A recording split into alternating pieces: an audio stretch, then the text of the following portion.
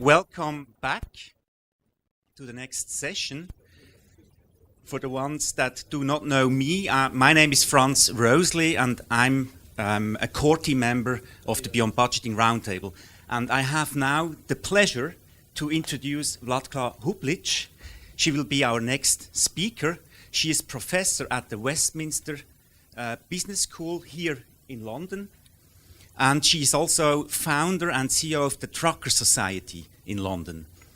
And she is very active in writing articles, books, and also in HBR. You will find that on Google and can download that if you like.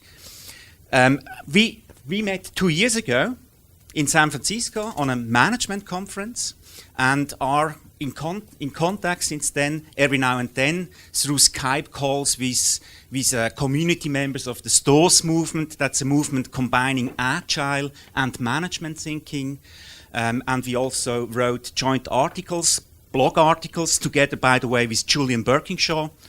And Vladka has done a lot of intense research the last years about organizations, leadership, engagement of people, and this has resulted in a book that is called The Management Shift: How to Harness the Power of People and Transform Your Organization for Sustainable Success. I mean, doesn't it fit very, very good to Beyond Budgeting? And she will now tell us about insights she made based on this research and the book, and we are very privileged. We are the first ones to hear about it, or one of the first ones, because the book will be published next week. So please welcome Vladka. Thank you. Thank you. Would it surprise you if I tell you that if you change the way you manage your organizations, you can improve employee engagement, you can improve innovation and performance in public, private, and voluntary sectors. And in a typical organization, you can increase profit in 2 years by at least 200%. And I'm going to tell you about my research and hopefully show you why this needs to be done. Why do we need this shift? Why do we need to shift individual thinking, individual mindset, and organizational cultures to the next level? And I will also talk about what needs to be done in organizations to adopt this people and purpose-focused leadership instead of traditional hierarchical command and control leadership style. And I will show you also how this can be done in practice. So this is the book, and I have some leaflets here with 30% discounts. I think we all give discounts, all the speakers. So many other management scholars talk about the why and the what of the management shift. However, the practical advice on how to do this in practice is very rare, and this is one of the contributions of this work. It is based on more than 15 years of research, and I will tell you the process and the steps I took to design the models and tools that are provided in the book that I have used with various organizations to help them to shift to this next level. My work is about transferring knowledge into practice, because one of my favorite quotes is from Soichiro Honda, who said, "Action without philosophy is a lethal weapon, and philosophy without action is worthless." And this has been guiding my work as well. And I figure out the best way for me to transfer knowledge into practice to be both. So I have been an academic throughout my career, but I have also been a practitioner.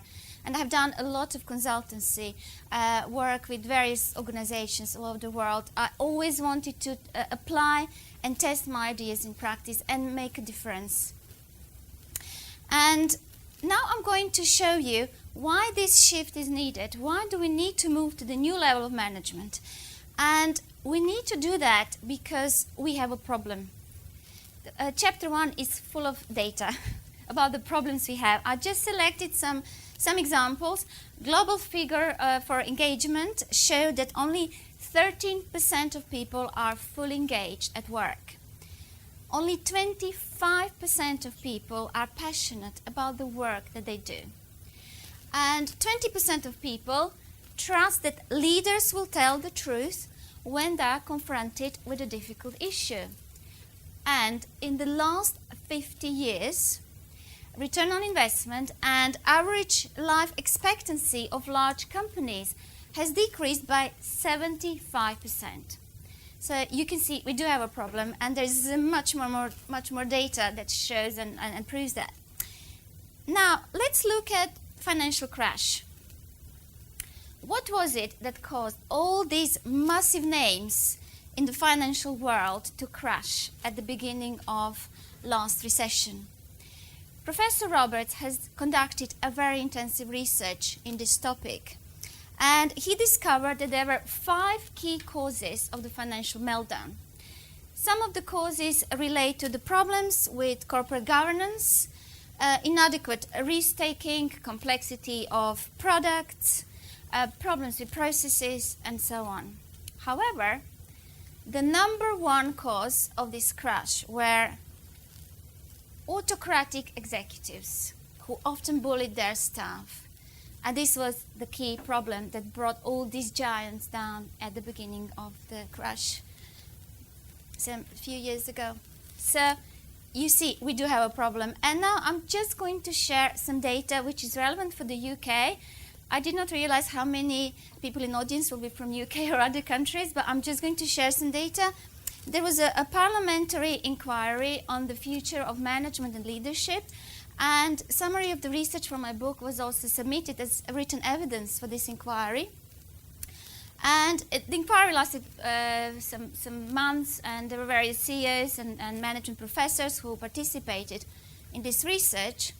And they found out that the cost of poor management for the UK per year in lost time is £19.3 billion just in 1 year.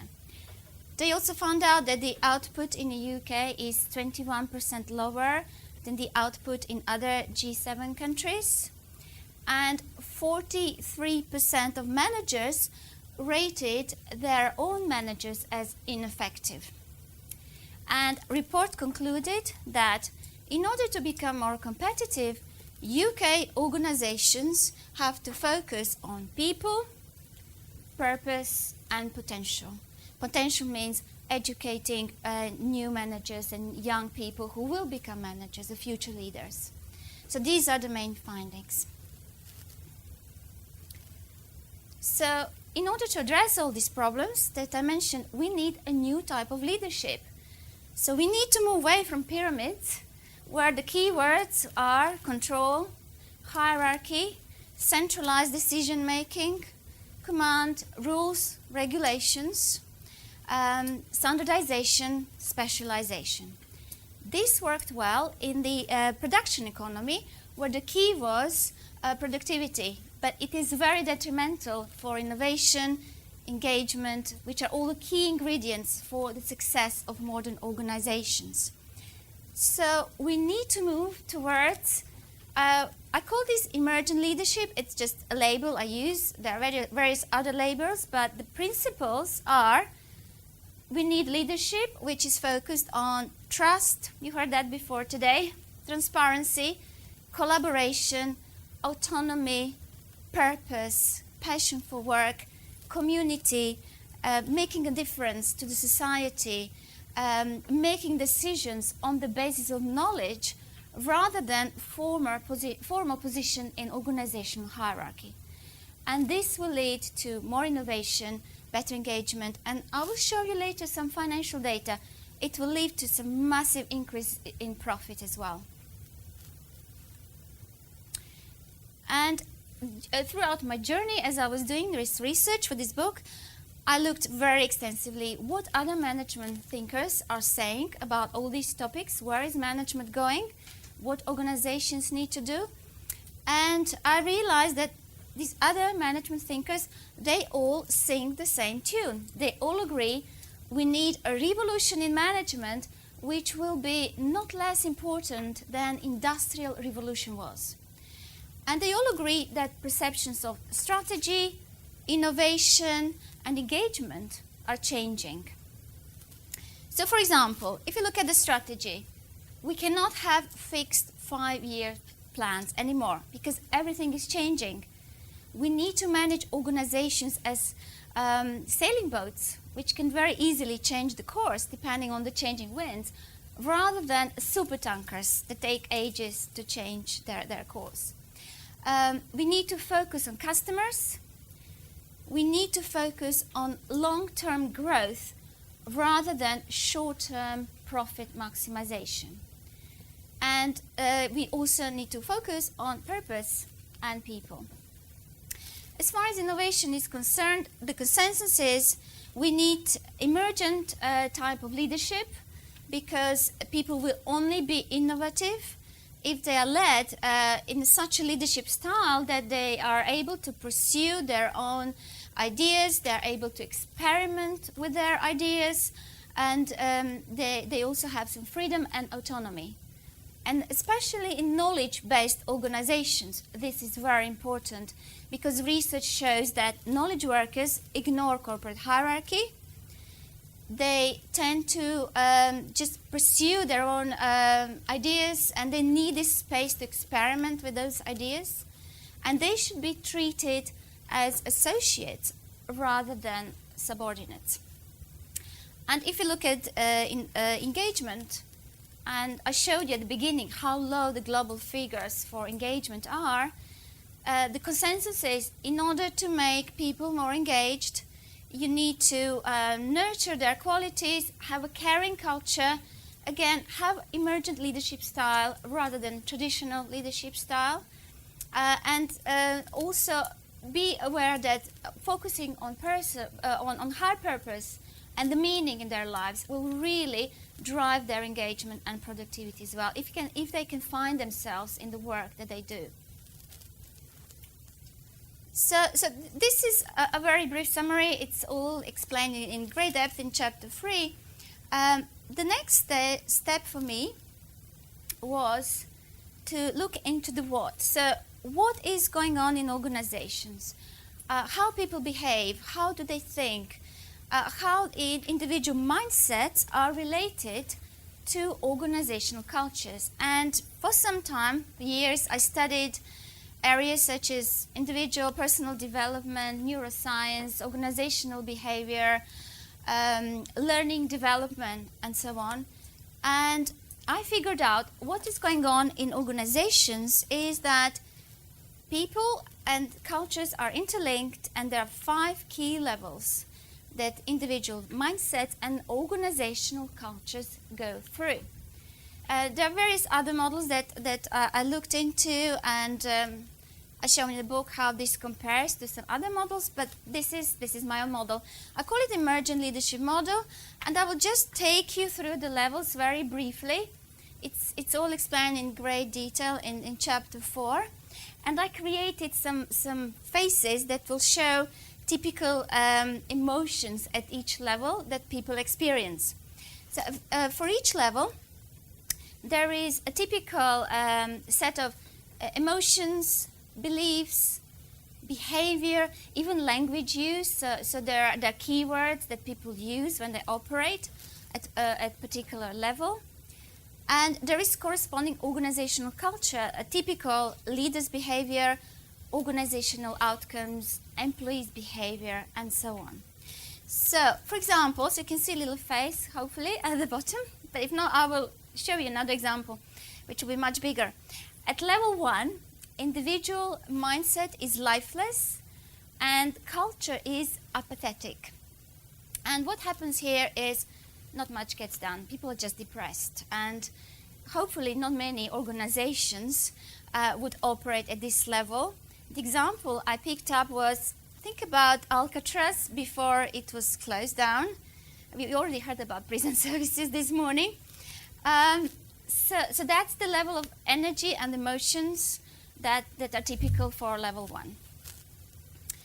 And then as we move to level 2, individual mindset is reluctant and culture is stagnating. And there are quite a few organizations that operate at this level, but it's not majority of organizations. So what is happening here at level 2, people will do a minimum they can get away with. They will just do what they have to do to get their paycheck, but they would much rather be somewhere else. And their mind, their heart and soul is somewhere else, but they have to be at work and just do what they have to do. Leadership style is very autocratic. It's all command and control. And companies can get by, but there is no great growth at this level.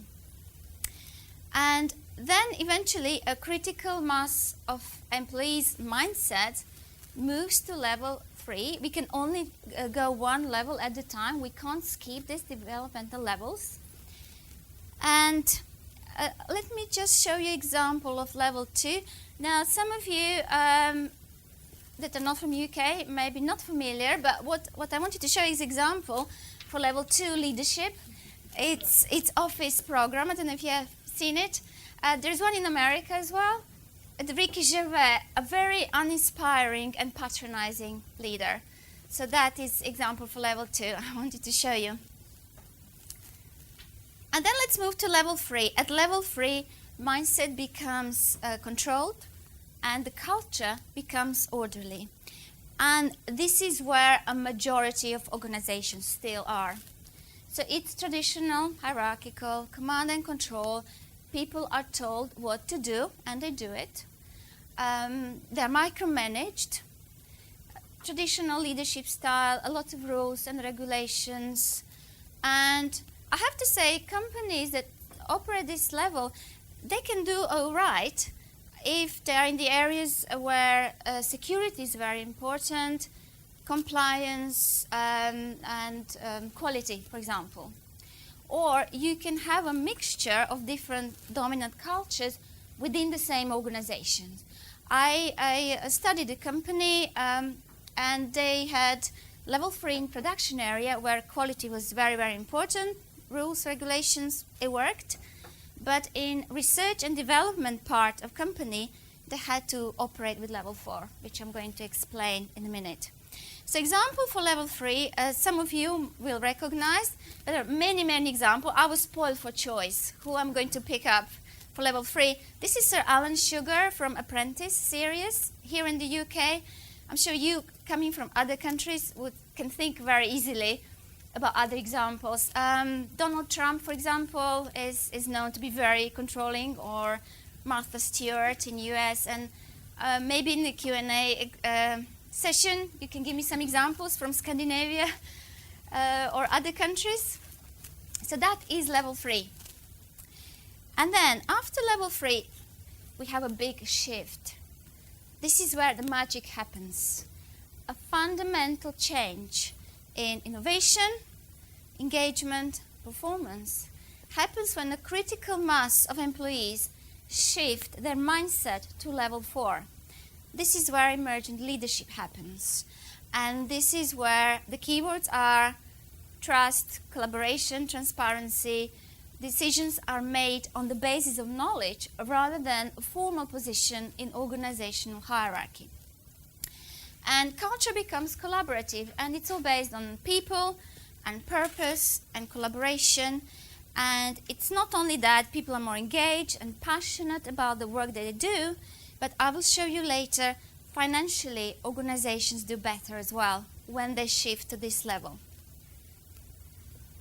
So you see the color changes, and we have a smile now on the face. The next speaker is going to talk about happiness, but there is a lot about happiness here, and I have a few points to say about that. And example I chose is John Mackey, the CEO of the Whole Foods. And again, there are quite a few examples, and I could have chosen Timpson's as well. But he is one of the leaders who wants to make a difference, and he's pursuing a higher purpose for providing good quality food to improve health of population. He's taking care of environment, eliminating layers of management and bureaucracies in his organization. He co-wrote a book, Conscious Capitalism, and he also started a movement, Conscious Capitalism, which is all about level 4 management and making a difference to people and the society at large. And then occasionally, organizations and teams specifically can tap into level 5. Level 5 is the place where people think there are no limits to what is possible. This is a place where amazing innovations can be achieved. There are just no boundaries in terms of thinking and the way that teams and people gel together and work on these amazing innovations. One example from some years ago where Steve Jobs took a group of people, set up a circus tent, and they invented Macintosh computer, the first type of computer that combined graphical user interface and the mouse. I'll give you another example which is more recent, Google X Lab. It's a semi-secret facility taken away from Google headquarters, where the brightest innovators work on some amazing innovations, such as Google Glass or driverless cars, for example. So that is created at level 5. Okay, so I developed this model some years ago, and I've also been working as a coach. I'm qualified as executive coach, so I was helping C-level executives to shift between level 3 and 4 for some time. And then I realized this is not good enough and this is not fast enough for me.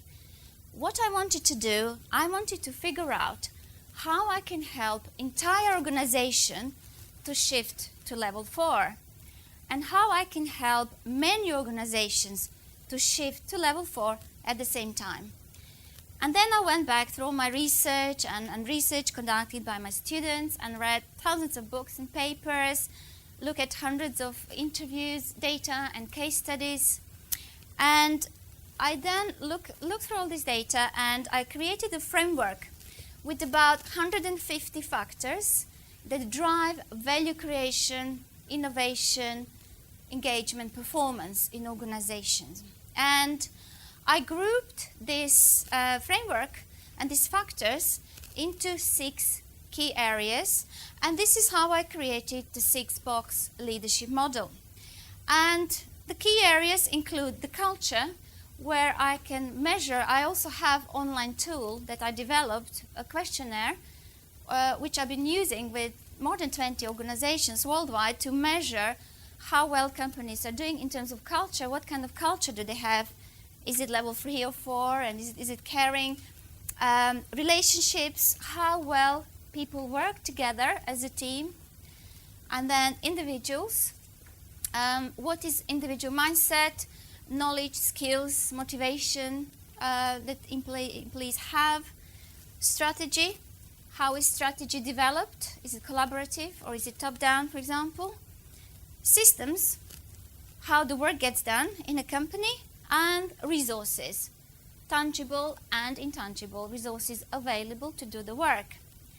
And I call this tool organizational body scan because complexity theory tells us that we can only manage organization as complex adaptive system or as a living organism.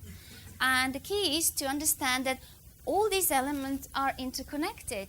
And if you have problems or low scores in one of the areas, it will eventually drag down other areas and the performance of entire organization. So everything is interconnected. Organizations are like living organisms. So doing this scan, it's like taking an X-ray of an organization or MRI to see where are the hidden strengths and weaknesses in those 6 areas. And then the next stage is to prescribe the medicine, which is looking into the results and designing a 1-year action plan, which will list specific actions that individuals and organizations need to take to leverage strengths and address weaknesses. And then we would implement the plan, monitor the results, and then if needed, a rescan or repeat the survey and see whether the scores have shifted and how they have shifted. So I've been using this diagnostic tool for a few years now. I used it in the House of Commons, various FTSE 100 companies, National Health Service, And I'm going to show you example of two companies, two case studies, two stories, how this diagnostic was used in different ways and it led to different outcomes. So the first story is about Norwegian IT consultancy. I was commissioned to do this project by Business Development Director. He came to London where I presented the results and key recommendations. He was delighted with the tool, with the results. He was clearly anchored at level 4. And then he realized, he went back and talked to his boss, the managing director. He realized that his boss is clearly anchored at level 3. And he realized he can't work for level 3 boss anymore. So he resigned. So the plan was not implemented. And after he left, there was 25% reduction in revenue per month, and 18% of consultants were idle. So obviously it had detrimental effect because the managing director decided to even increase the control. So he just did not want to hear about releasing control and giving more autonomy. So that is that example I wanted to share with you. Another example is USA Management Consultancy. When I started doing project with them, they were already anchored at level 4, but they wanted to grow further. So they wanted this organizational scan to help them to design their growth strategy. So we completed the project and they implemented a number of changes and actions that resulted from this. And for example, they completely redesigned and redeveloped their intranet to improve internal communication and knowledge sharing. They changed some HR processes so that all the individual and team strengths were more transparent and so on. So there are various changes that they have implemented. And as a result, 18 months after the project was completed, there was a 500% increase in revenue, and they doubled in size from 9 to 18 consultants. So that was a small company. And you will see in chapter 6 there are some examples with very large NHS trust and then medium-sized insurance company, and these two consultancies are explained in detail as well. So people always ask me, this all sounds great, level 4 leadership, level 4 culture, it's fantastic, but what does it mean for the bottom line profit? So I'm going to show you now what does it mean as far as the research I have been able to collect shows. So the first example is a US manufacturer of telecom equipment, and after they shifted to level 4, 2 years later there was a profit increase of 200%. The second example is FTSE 100 company in the UK. I helped them through their performance improvement initiative through organizational diagnostics. And 3 years after the project was completed, there was increase in profit 238%. They did some other initiatives as well, so it is not only due to this project, but they increased in profit. And the German IT consultancy, I also was involved with, after they shifted some parts of an organization to level 4, those parts of an organization increased their profit. Sorry, I don't have this. So that's the figure for the German IT consultancy. The FTSE 100 company was 213 as well, so they're all about 200%. So what I wanted to show you are these figures. Fortune's 100 best companies to work for, which are all based around trust and pride, outperformed S&P 500 index in the period of 5 years by 300%. And so-called firms of endearment, which are defined as companies that focus on purpose and passion for work and also strategic alignment of all stakeholders, they outperformed S&P 500 index in the period of 15 years by 1,050%.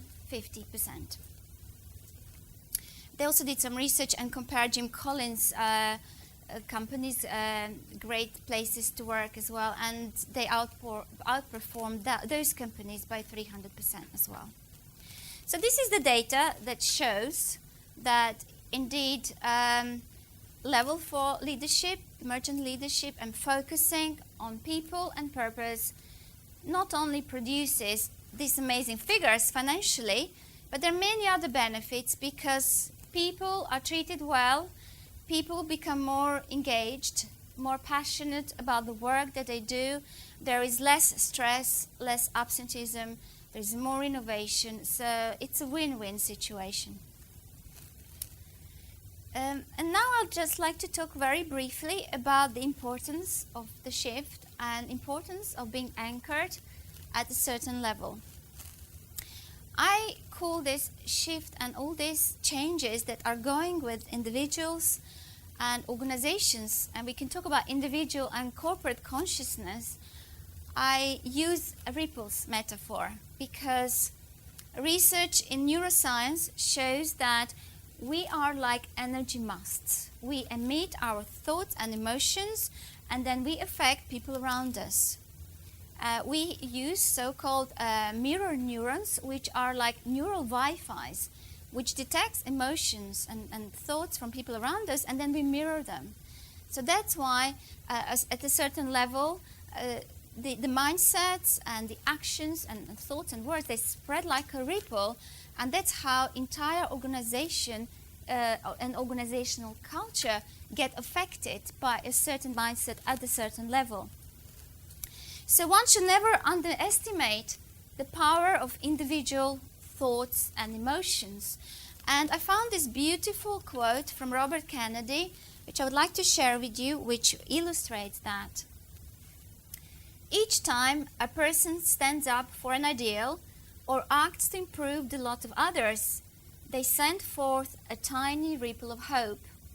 These ripples build a current which can sweep down the mightiest walls of oppression and resistance. And if we look at anchoring certain levels, levels 1 and 2 particularly send negative ripples, levels 4 and 5 send positive ripples. And if you have more organizations, the anchored, and more individuals at levels 4 and 5, then also the happiness index, which we use here, the Prime Minister has started measuring how happy people are, and this is also done in some other countries. All this will be affected. And this is the last slide. I just wanted to reinforce this message that there are lots of benefits of implementing level 4 leadership styles. There are some tools as well that can be used to do that. And I hope that each of you will maybe have some thoughts about this and perhaps be inspired to start changing things in your own organization and start creating some positive ripples. Thank you.